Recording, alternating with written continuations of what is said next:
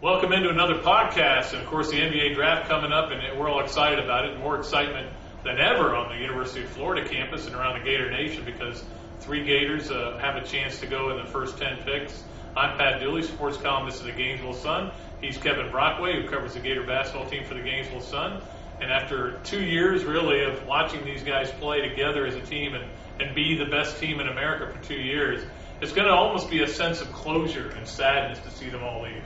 Yeah, but it has a chance to really be a historic day. When you take a look, I was just looking at the draft history of the University of Florida, and you've never had more than 2 Florida players taken in the same draft, and you have a chance to get 3 taken perhaps in the top 10 or the top 15. It's really going to be, has potential to be really an amazing night for Florida players going to the next level. Well, you think about it, 6 players taken first round all time, you're going to have 3 almost assuredly in this draft. But 2 guys that probably won't get drafted, and I want to hear your take on it, Kevin. Chris Richard and Lee Humphrey. Lee Humphrey, the all-time NCAA three-point shooter, the all-time Florida three-point shooter. But, of course, there's a lot of people just don't think he's an NBA-type player. He's talked about playing in Europe.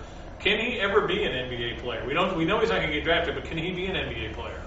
Well, there are a few people that I've talked to that have said that, if you can shoot, that certainly helps, and he's obviously, one of the most accomplished perimeter shooters in college history. I think the big question with him, obviously, is, a little bit his size, and while he has shown to be a good defender at the college level, and his ability to handle the basketball, I think those are the two main concerns. But, if he plays well in Europe for a couple of years, maybe perhaps he goes to an NBA free agent camp and lights it up. I mean, there's a possibility. Salim Stoudemire, played in the league for a couple of years, and he was just a shooter, so... Yeah, I can see him getting a 10-day contract, that kind of deal. I don't know that he'll ever be a consistent player. I mean, he's J.J. Redick to a point, but I think J.J. Redick's a little bigger and a little better shooter.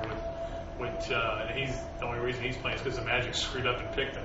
But the other guy, Chris Richard, is a guy who I'm sure when he came to Florida said to himself, in 3 or 4 years I'm going to be playing in the NBA.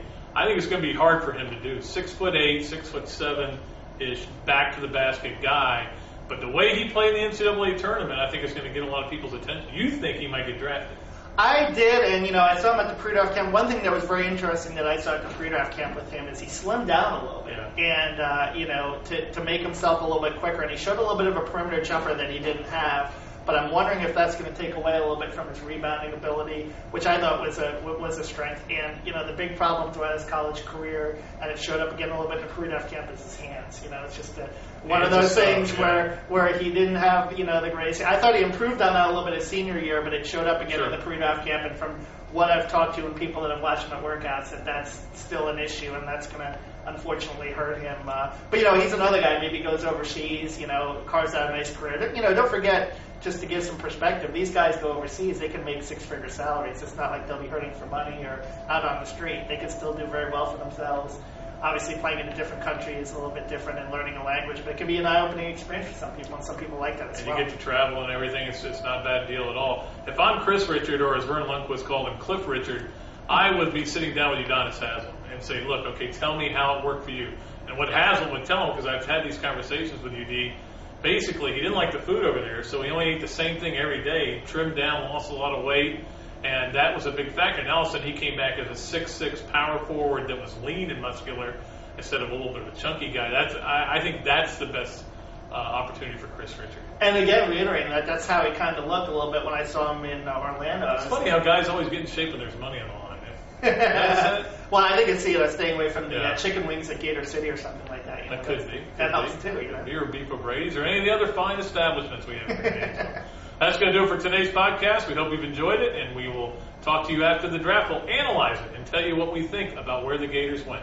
Till then, this is Pat Dooley, the Gainesville Sun, Kevin Brockway of the Gainesville Sun, saying so long from the Sunshine State.